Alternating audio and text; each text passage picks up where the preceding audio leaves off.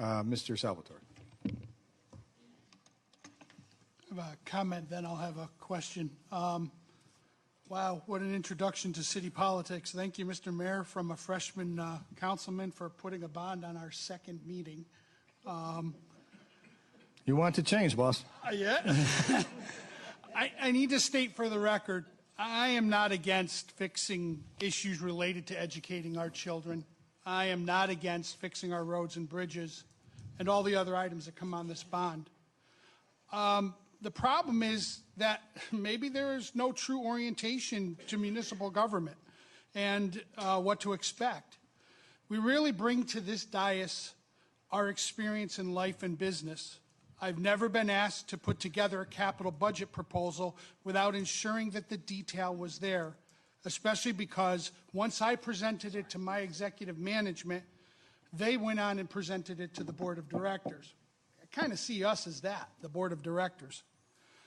What I'm looking at in this bond package is so high level, I'm confused as to how I'm going to answer the constituents, because I know that's what we're voting for, is to push it to the constituents. When they say, why should I vote yes?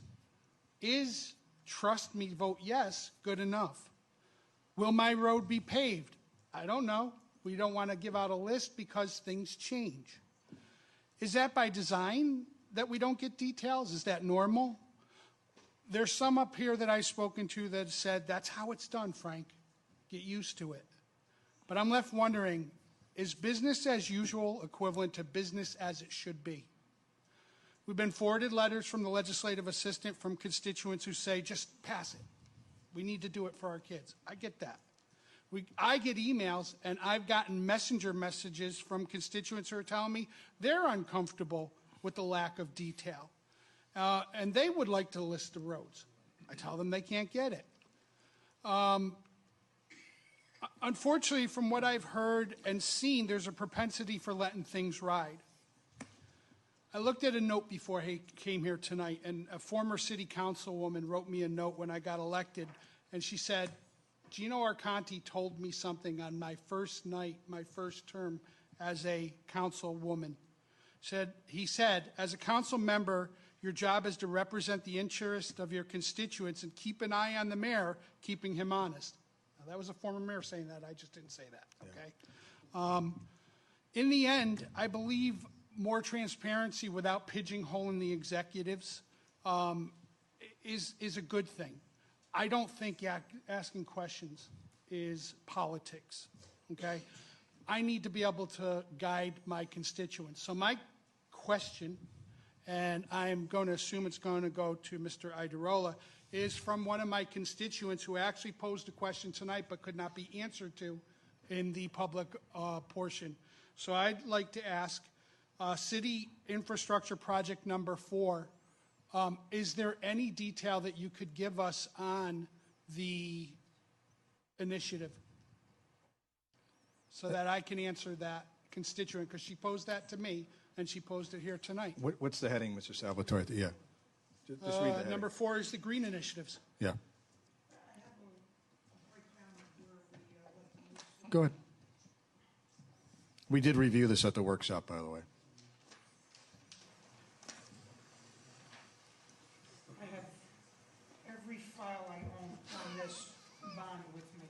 So it might take me a few minutes to find it, but I have it. So some of the green initiative, as we've spoken about, is some changing of light bulbs and things like that.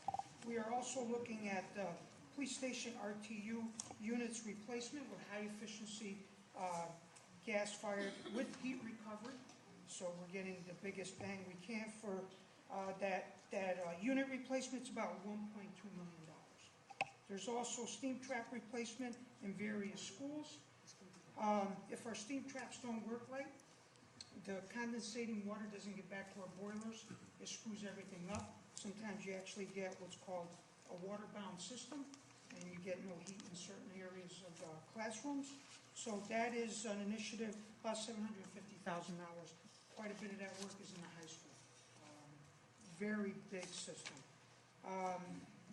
And then for about $450,000, it includes some light bulb replacement. The mayor actually spoke about replacing initiatives in this building and some of our other schools. We've already done quite a bit of our schools, but we have several more to tackle. That pretty much totals, if my math is right, with the issuance cost, about $2.5 million. Yeah, and Mr. Mayor, in all honesty, I was writing notes furiously that night, so I apologize. If that much detail was said that night, I couldn't write it down fast enough. This is my notes from that night. And Mr. Idarella, I really thank you for giving us that detail. Wasn't there something that was said in the committee of the whole, though?